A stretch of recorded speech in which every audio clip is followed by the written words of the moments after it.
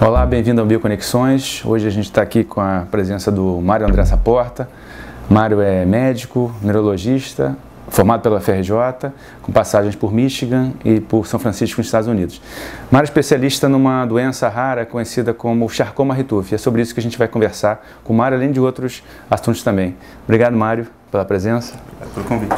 Explica pra gente melhor o que é CMT, o que é Charcot-Marie-Tooth. Okay. Então, Charcot-Marie-Tooth, o nome da doença, na verdade, é o nome dos 3 médicos pesquisadores que descreveram essa doença no final do século XIX, Charcot e Marie na França e Tooth na Inglaterra, e a gente, na área, chama de CMT para ser um pouco mais objetivo, né, quando a gente descreve a doença. E a CMT é um termo que engloba todo tipo de neuropatia hereditária, ou seja, toda neuropatia que é herdada ou que tem um gene associado como causador da doença. Neuropatia, como é que você define neuropatia? Neuropatia é a doença do nervo periférico. Então, nosso sistema nervoso, a gente separa nosso sistema nervoso central, cérebro, medula, e da saída da medula, onde são as raízes nervosas, até o músculo, esse é o nosso sistema periférico.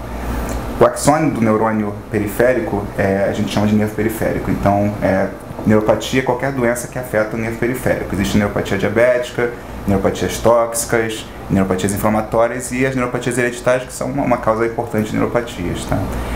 A CMT afeta mais ou menos 1 em cada 2.500 pessoas, então é uma doença rara por definição, mas não é tão rara assim. Se você pensar, o Brasil tem mais ou menos 80 mil pessoas com CMT e só no Rio de Janeiro 2.500 pessoas têm CMT. Então, doença rara tem esse detalhe que individualmente elas são raras, mas se você olhar os números em países com população grande, vão ser doenças de um certo significado. E o mais importante, se juntar todas as doenças raras, que são mais de 7 mil doenças, 8% da população mundial vai ter uma doença rara. Então, juntas elas não são tão raras assim. E o problema delas por serem raras, é muito difícil você, conseguir financiamento suficiente para pesquisas em cada tipo específico de doença rara, e 2, ter um número suficiente de pacientes para tanto pesquisas de mecanismo de doença, mas também e principalmente de tratamentos. Então, para fazer qualquer tipo de ensaio clínico em doença rara, é necessário estudos multicêntricos muito grandes para poder que cada centro junte 2 ou 3 casos, mas que esses centros juntos gerem números suficientes para esse tipo de análise. Quais são os sintomas de um paciente com CMT? Então, o interessante do CMT é que CMT é um termo que engloba diferentes doenças, na verdade, porque a gente já sabe que pelo menos 70 genes diferentes causam aproximadamente o mesmo tipo de fenótipo 70 genes. 70 genes. E clinicamente esses pacientes eles apresentam inicialmente com alterações nos pés. Então esses pacientes queixam-se de perda de sensibilidade, fraqueza para, por exemplo, caminhar, perda de equilíbrio, e esses sintomas vão ascendendo. Então começam nos pés, como eu disse, e vão subindo até o joelho, e quando chegam na altura do joelho, mais ou menos, começam a afetar as mãos. Isso porque a gente chama CMT de uma neuropatia comprimento dependente, que seria o length dependent do inglês. Então, são neuropatias em que o sintoma clínico e a degeneração do nervo acontece, quanto mais longo o nervo mais rápido ele é afetado. Então, por isso que os pacientes como eu disse, vão ter alterações sensitivas nos pés, vão perda de sensibilidade, os pacientes se machucam às vezes porque não sentem bem uma temperatura quente ou uma coisa pontiaguda espetando o pé deles, e vão ter dificuldades com equilíbrio e eventualmente com caminhada. E aí, alguns casos de CMT que são mais graves do que a média dos casos podem até precisar de cadeira de rodas aos 20, 30 anos. Então, é uma doença neurodegenerativa e que, apesar de não encurtar a vida do paciente, pode causar bastante comprometimento funcional e esse paciente ser muito dependente da família e de ajuda para viver. Conta pra gente um pouquinho então da tua formação profissional e da tua passagem pelos Estados Unidos. Em 2007 eu fui para os Estados Unidos fazer meu doutorado, fui para Michigan, na Wayne State University em Detroit, e lá eu trabalhei primeiro com biópsia de pele para estudar pacientes com CMT. Então o que a gente fazia rapidamente era estudar as terminações nervosas em biópsia de pele de uma forma menos invasiva, poder estudar o sistema nervoso desses pacientes.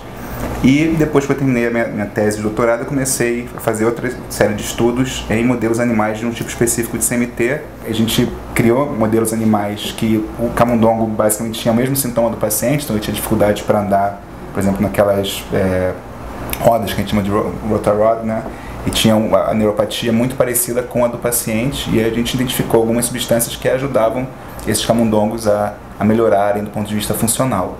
E outros estudos em camundongo mostraram também esse efeito, inclusive vitamina C, por exemplo, um tipo específico de CMT, melhorava muito o camundongo, mas quando fez um trial grande, um ensaio clínico grande para se estudar o efeito de vitamina C em pacientes com CMT, não se observou essa resposta. Então, foi nessa época que eu comecei a pensar, poxa, a gente tem que achar um modelo melhor para estudar CMT, de preferência um modelo humano, que é a chance de a gente achar uma correlação entre o estudo laboratorial e o ensaio clínico seja maior. E foi na mesma época que a reprogramação celular começou a surgir, com a descrição do Yamanaka de células iPS, e aí eu escolhi isso como minha tese de pós-doutorado, e com o financiamento lá do escritório de doenças raras do consórcio de neuropatia hereditária, eu fui para essa empresa em São Francisco chamada Hyperion, uma empresa de biotecnologia que foi uma das pioneiras em utilizar o modelo IPS para estudar doenças neurodegenerativas e como plataforma, na verdade, de triagem ou varredura de compostos terapêuticos.